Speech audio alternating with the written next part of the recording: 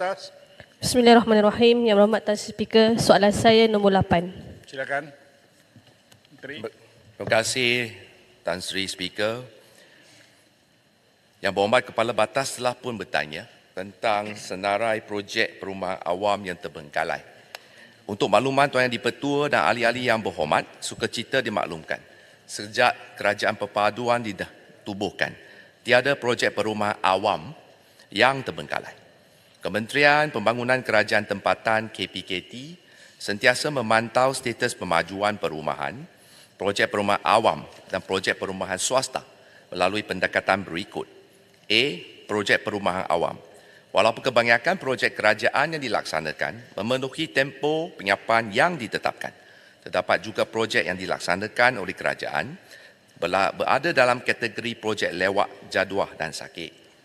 Namun, bagi meminimalkan projek dalam kategori ini, KPKT telah mengambil tindakan untuk memantau prestasi pelaksanaan projek perumahan program perumahan rakyat PPR yang bermasalah selaras dengan perkeliling kerajaan 4.5, iaitu tata cara pengurusan projek sakit dan pelantikan kontraktor penyiap bagi projek sakit seperti berikut. Pertama, projek yang mengalami kelewatan dan projek sakit akan dipantau sentiasa melalui mekanisme dalaman seperti Majlis Tindakan Pembangunan Kementerian dan Jawatan Kuasa Contract Coordination Panel. Kedua, penilaian dan pemantauan berkala akan dilaksanakan ke atas prestasi projek. Selain itu, pelaksanaan langkah pemulihan atau penamatan kontrak-kontraktor yang sedia ada akan dibuat sekiranya perlu. Yang ketiga, sekiranya penamatan dibuat, jaminan bond pelaksanaan atau performance bond atau jaminan bayaran pendahuluan akan dirampas daripada institusi kewangan yang menjamin pelaksanaan projek tersebut dengan kadar segera atau setakat mana jumlah yang tidak dibayar balik kepada kerajaan. Dan keempat, kontraktor juga boleh dikenakan tindakan tata tertib termasuk dikenakan penalti atau disenarai hitamkan atas kegagalan memenuhi obligasi kontrak. Selain itu, KPKT juga giat melaksanakan pemantauan secara berkala selain melaksanakan penyelarasan bersama pihak berkuasa negeri serta agensi pusat seperti unit penyelarasan pelaksanaan Jabatan Perdana Menteri untuk menangani isu-isu di luar kawalan kementerian. Kedua, ini adalah sebenarnya maklumat tambahan. Untuk projek perumahan swasta, untuk maklumat ahli yang berhormat, definisi bagi projek sakit dan projek terbengkalai untuk perumahan swasta adalah seperti berikut. Makna projek sakit adalah projek yang mengalami kelewatan melebihi 30% berbanding dengan kemajuan yang sepatutnya atau telah tamat tempoh perjanjian jual beli, sales and purchase agreement. Dan kedua, projek terbengkalai. Projek yang terbengkalai ini ditakrifkan sebagai projek-projek yang memenuhi kriteria berikut. A. Projek yang tidak siap dalam atau luar tempoh perjanjian jual dan beli yang tiada sebarang aktiviti yang ketara di tapak pembinaan selama 6 bulan secara berterusan. Kedua, petisyen penggulungan telah didaftarkan di Mahkamah Tinggi di bawah Seksyen 218 Akta Syarikat tahun 1966. Dan C, syarikat diletakkan di bawah pegawai penerima dan pengurus, receiver and manager, ataupun D, pemaju mengakui tidak berupaya secara bertulis kepada pengawal perumahan dan terakhir disahkan projek terbengkalai oleh Menteri Pembangunan KPKT di bawah Seksyen 11-1-C Akta 118. Berdasarkan kepada laporan Task Force Perumahan Swasta Sakit dan Terbengkalai, sehingga 31 Ogos 2023, terdapat sebanyak 112 projek perumahan swasta, bukan perumahan awam ya, perumahan swasta, terbengkalai melibatkan 23,912 unit rumah dan 13,854 pembeli yang terkesan sehingga 31 Ogos tahun ini. Dan nilai pembangunan kasar dengan izin gross development value adalah sebanyak 12.98 bilion. Sebagai panduan umum, bakal pembeli rumah adalah dinasihatkan untuk merujuk ke laman web ehome.kpkt.gov.my. ehome, E-H-O-M-E. Bagi menyemak sama ada pemaju atau ahli lembaga pengarah sesuatu syarikat yang membangunkan projek perumahan sama ada terlibat dalam projek sakit atau terbengkalai. Dan rakyat ataupun pembeli rumah dinasihatkan untuk lebih berhati-hati apabila membuat apa-apa transaksi pembelian rumah.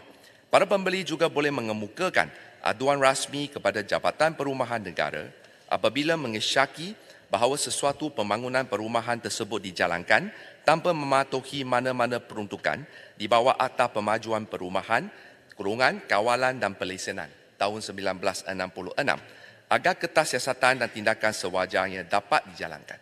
Untuk makluman semua, aduan juga boleh dibuat melalui sistem pengurusan aduan awam melalui kpkt.sp8b.gov.my ataupun SISPA. Itu saja. Sekian, terima kasih. Sila Kepala Batas. Bismillah, terima kasih kepada Menteri di atas jawapan yang komprehensif sebentar tadi. Ada dua perkara yang ingin saya utarakan dan mohon perincian daripada Yang Berhormat Menteri. Yang pertama, apakah usaha yang disebutkan sebentar tadi berkenaan dengan projek swasta, penambahbaikan pihak kementerian terhadap Akta Pemajuan dan Perumahan, Kawalan dan Pelesenan 1966, Akta 118 sebagai langkah menangani lambakan projek-projek yang terbengkalai ataupun bermasalah. Yang kedua, saya mohon juga kepada penjelasan Yang Berhormat Menteri berkaitan dengan model baharu penambahbaikan pelaksanaan PPAM. Sebagaimana jawapan Yang Berhormat sebelum ini kepada saya secara bertulis, khususnya kepada pembeli-pembeli PPAM Conifer di Taman Permatang Sintok. Terima kasih kepada Yang Berhormat. Ini adalah soalan khusus yang dia tidak berkaitan dengan soalan asal. Tapi saya akan siasat dan berikan kepada jawapan bertulis. Bagaimanapun untuk menambahbaikan, untuk maklumat Yang Berhormat, KPKT melalui Jabatan Perumahan Negara telah pun mengeluarkan surat pengesahan status projek terbengkalai kepada pembeli dan yang terkesan dengan pembangunan projek perumahan swasta yang terbengkalai dengan menyarankan beberapa perkara-perkara berikut. Iaitu pertama, pihak bank pembiaya memberikan pengurangan atau pengecualian kadar faedah dan penstrukturan semula pinjaman perumahan atau membatalkan pinjaman perumahan dan penyelesaian penuh dengan pengecualian kadar faedah. Kedua, permohonan pengeluaran simpanan kali kedua daripada kumpulan wang simpanan pekerja KWSP. Dan yang ketiga, pembatalan pinjaman sedia ada dan peminjam diberi peluang untuk memohon pinjaman baru yang penuh seperti pinjaman kali pertama ataupun pengecualian faedah pinjaman 4% di sepanjang tempoh projek dipulihkan atau 5 tahun bagi urusan berkaitan dengan lembaga pembiayaan perumahan sektor awam. Terima kasih. Saya jemput typing. Terima kasih. Terima kasih Tan Sri Speaker. Terima kasih jawapan daripada Yang Berhormat Menteri. Tan Sri Speaker, tadi kita telah dengar bahawa ada penubuhan pasukan tugas-tugas khas untuk menangani projek sakit dan terbengkalai. Dan apa yang kita nampak adalah beberapa bulan yang lepas memang pihak kementerian banyak turun padang ke tapak untuk menyelesaikan isu-isu terbabit. Soalan saya adalah nombor satu, setakat ini apakah pencapaian berkenaan dengan pasukan tugas-tugas khas yang ditubuhkan sejak penubuhan kerajaan? Dan nombor dua, apakah langkah-langkah baharu yang bakal dicadangkan oleh pihak kementerian ataupun pasukan tugas-tugas khas ini untuk mengurangkan masalah yang dihadapi oleh kita? Dan juga yang Tan Sri Speaker, juga saya ingin tahu bahawa berkenaan dengan pemaju ataupun kontraktor yang telah pun disenarai hitamkan, bagaimana kita boleh menjamin mereka yang di belakang syarikat-syarikat tersebut termasuk direktor, pengarah ataupun pemegang saham turut akan disenarai hitamkan. Terima kasih.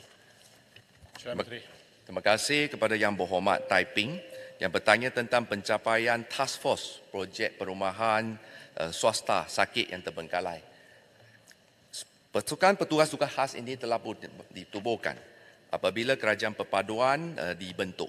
Setakat ini yang pasukan ini dipengerusikan oleh Yang Berhormat Timbalan Menteri KPKT sendiri. Sehingga 31 Ogos 20 tahun ini, sebanyak 256 projek perumahan sakit swasta telah berjaya diselamatkan, iaitu 225 projek berjaya disiapkan sehingga mendapat sijil penyampaian dan pematuhan Certificate of Completion and Compliance CCC, dan 31 projek lagi telah bertukar status menjadi lancar. Jumlah ini meliputi sebanyak 28,300 363 unit rumah dengan nilai gross development value sebanyak 23.37 bilion. Ini adalah pencapaian setakat hari ini.